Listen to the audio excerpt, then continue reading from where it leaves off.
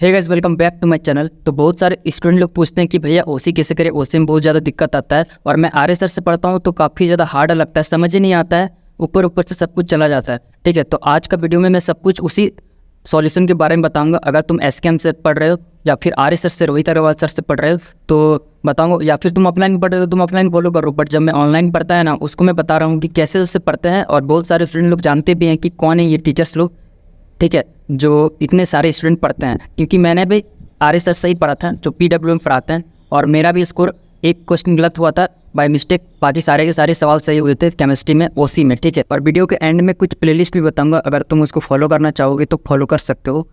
वो स्टूडेंट जो कि ऑफलाइन बैच में जाते हैं और उसको समझ नहीं आता है ऑर्गेनिक केमिस्ट्री, पर्सनली जो टीचर पढ़ाते हैं, अगर तुमको किसी और से पढ़ना है तो ऑनलाइन ही जाता है, या फिर क्योंकि ऑफलाइन तो और टाइम नहीं मिल पाता ना, कितना टाइम निकालेगा, तो ऑनलाइन वो पढ़ना चाहेगा।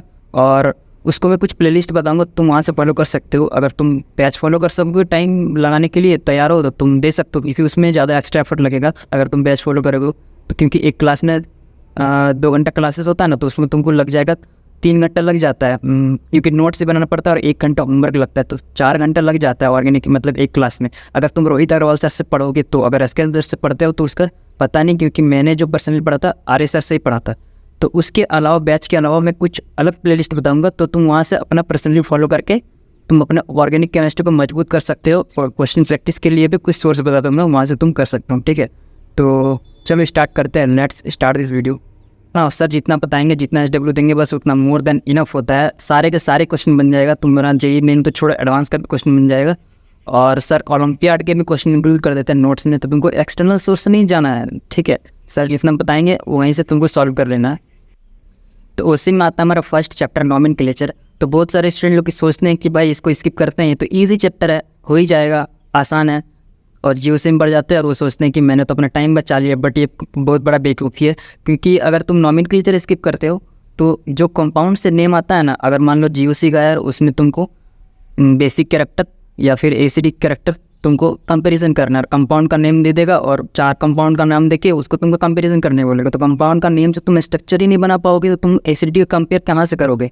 तो तुमको बिल्कुल स्किप मत करना है, जितना सर बताएंगे, 1 हफ्ता क्लास लगभग चलता है, तो उसी को तुमको जितना सर कराएंगे ना उतना ही करना है। और सर इजीली इसको ख़त्म कर देते हैं, बस इसका 5 वर्ड होता है FMLS, उतना तुमको जो 7-8 रूल होते हैं ना IUPAC के, वो सब नहीं पढ़ाएंगे सर, वो सब तुमको झंझट नहीं फंसाने वाले। सर का अपना तरीका होता है FMLS, वहाँ से तुमको सारा समझा देंगे, और वो तुम एक बार में समझ गए ना, तुम्हारा सारे क्वेश्चन एकदम मिल जाता है सारा। नॉमेनक्लेचर तो हो गया।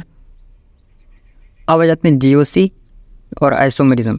इसको तुम दोनों एक साथ इंक्लूड कर सकते हो, जो आते हैं मिल के ही आते हैं, या तो 2 मैक्सिमम क्वेश्चन जाता है, 2 क्वेश्चन जाता है, या फिर मैक्सिमम 3 क्वेश्चन जाता है। और GOC में जो क्वेश्चन बनता है मेनली तुम्हारे एसिडिक और बेसिक कैरेक्टर से बनता है, या फिर स्टेबिलिटी ऑफ ऑर्डर पूछ सकता है। ठीक है, और जो आइसोमेरिज्म से बनता है वहाँ से तुमको ऑप्टिकली एक्टिव और इनएक्टिव आता है, वो टॉपिक से आता है मैक्सिमम। और GI और OI आइसोमेरिज्म, GI यानी कि ज्योमेट्रिकल आइसोमेरिज्म, ऑप्टिकल आइसोमेरिज्म से वहाँ से सवाल बनते हैं। ठीक है, जो बोर्ड वगैरह है वो एडवांस में आता है उधर से।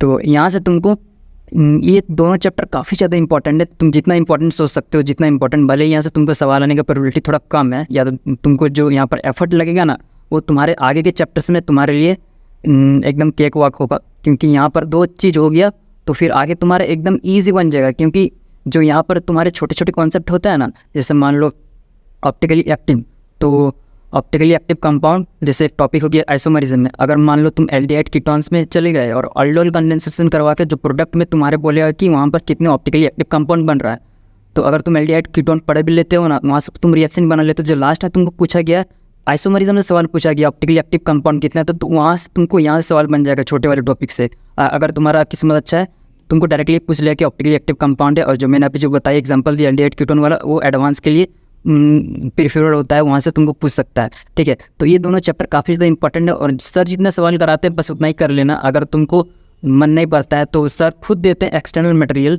वहाँ से तुम कर लेना। कुछ PDFs वगैरह देते हैं, वहाँ से तुम कर सकते हो। और बहुत सारे सवाल होते हैं, लोगों को नोट्स मेकिंग में काफ़ी ज़्यादा प्रॉब्लम आएगा आर्य सर से, तो मैं बता देता हूँ। देखो ये जैसे मेरा कॉपी है, सिर्फ GOC और आइसोमेरिज्म से ही पूरा भरा हुआ है। 3 कॉपी बना था मेरा, OC में 1, तीनों में ही मेरा ऑर्गेनिक केमिस्ट्री में हो गया था जो नोट्स था, और इसी में ही SW करते थे, और जो नोट्स था उसमें इसी में उतारते थे। सिर्फ GOC और आइसोमेरिज्म में 1 कॉपी चला गया है, देख लो। और नोट्स मेकिंग में काफ़ी ज़्यादा तुम लोग को प्रॉब्लम होगा, मैं पहले ही बता देता, तो तुम लोग चिढ़ाना मत सर को या फिर परेशान मत करना कि भाई नोट्स कैसे बनाए सर, नोट्स कैसे बनाए। तो मैं बता देता हूँ कि मैं कैसे बनाता था नोट्स, उसको तुम फॉलो कर सकते हो, या फिर तुम्हारा कोई स्ट्रेटजी है या फिर तुम्हारा कोई अपने दिमाग लगा सकते हो कैसे बनाना है नोट्स, तो तुम अपने से बना सकते हो। तो चलो मैं बताता हूँ कि मैंने कैसे बनाया था नोट्स। जैसे मान लो आइसोमरिज्म है, ये टॉपिक दिया, डेट वगैरह, और जैसे नोट्स के बीच बीच में ना सर जो क्वेश्चन होता है, मान लो यहाँ पर तुम्हारा थ्योरी ख़त्म होता है और यहाँ से तुम्हारा क्वेश्चन होता है, जैसे जैसे नोट्स में दिया हुआ है उसी तरह दे देना। और सर जो बीच बीच में तुमको मान लो सवाल है उसको स्किप करते हैं, नेक्स्ट टॉपिक स्टार्ट करते हैं, तो वो तुमको सवाल को उतार लेना है और उसको छोड़ देना, बाद में उसको तुम जब यानी कि सॉल्व कर लेना। अगर मान लो कोई क्वेश्चन गलत भी होता है ना, तो उसको गोल घेरा लगा देना है और अपना गलती को लिख लेना है, ठीक है, ताकि तुम जब नेक्स्ट टाइम रिवाइज़ करोगे ना तो उसको तुम ध्यान में रख के फिर से रिवाइज़ कर लेना, ताकि तुम सेम गलती ना करो। ये देखो जैसे सवाल है स्ट्रक्चरल आइसोमरिज्म वगैरह दिया हुआ है, ये देखो क्वेश्चन लिख के तुम छोड़ देना, कितना पेज नहीं छोड़ना है, या फिर तुम लोग सर को पूछ लेना सर इसमें कितना पेज छोड़ना है, कितना पेज छोड़ना पड़ेगा, क्योंकि पेज छोड़ने वाला काम यहाँ पर तुम आदत लगा लेना, सर खुद वैसा पढ़ाते ही हैं। जीओसी और हो गया और आइसोमरिज्म भी हो गया, अब हाइड्रोकार्बन। अब तुम अगर जीओसी और आइसोमरिज्म ढंग से किए हो तो हाइड्रोकार्बन भी आराम से हो जाएगा, ठीक है, ये समझ में आ गया। अगर तुम 2 number GOC isomerism hydrocarbon, sir hydrocarbon में मैक्सिमम पार्ट पढ़ा देते हैं भाई, पहले बता देता हूँ, यहाँ से तुमको जितने भी है ना मैक्सिमम पार्ट हाइड्रोकार्बन, ओसी का मैक्सिमम पार्ट इसमें हाइड्रोकार्बन में तुम्हारा हो जाता है। ये सारे जितने भी आगे के चैप्टर है टॉपिक्स वगैरह सर पढ़ाते हैं, और सर एनसीईआरटी को फॉलो नहीं करते हैं, सर का खुद अपना जैसे पीपीटी डिज़ाइन है उसी से तुमको पढ़ाएंगे, और जो मैकेनिज़्म वाइज है वहाँ से पढ़ाएंगे, ना कि टॉपिक में घुसा दिए। अगर मान लो जो मैकेनिज़्म पढ़ा रहे हैं उसके रिलेटेड जितने भी रिएक्शन है सिलेबस में वो सारे तुमको वहीं कराया जाएगा, ना कि तुमको अलग अलग जगह पढ़ाया जाएगा कि ये वाला यहाँ कर लो, ये वाला वहाँ कर लो। ऐसे में तुम लोग रटने लगोगे, सर खुद बता देते हैं। अगर मैकेनिज़्म वाइज पढ़ोगे तो रटाया नहीं जाएगा, क्या तुम खुद उसको रटाना छोड़ दोगे एक टाइम के बाद, क्योंकि शुरू से 12 तक क्या क्यों रट के ही आए हो ना। अब रटना मतलब धीरे धीरे, यहाँ पर सर इतना तुम लोग को डांटेंगे या फिर ऐसा तुम लोग को टॉर्चर मारेंगे, तुम लोग रटना खुद छोड़ दोगे, ठीक है।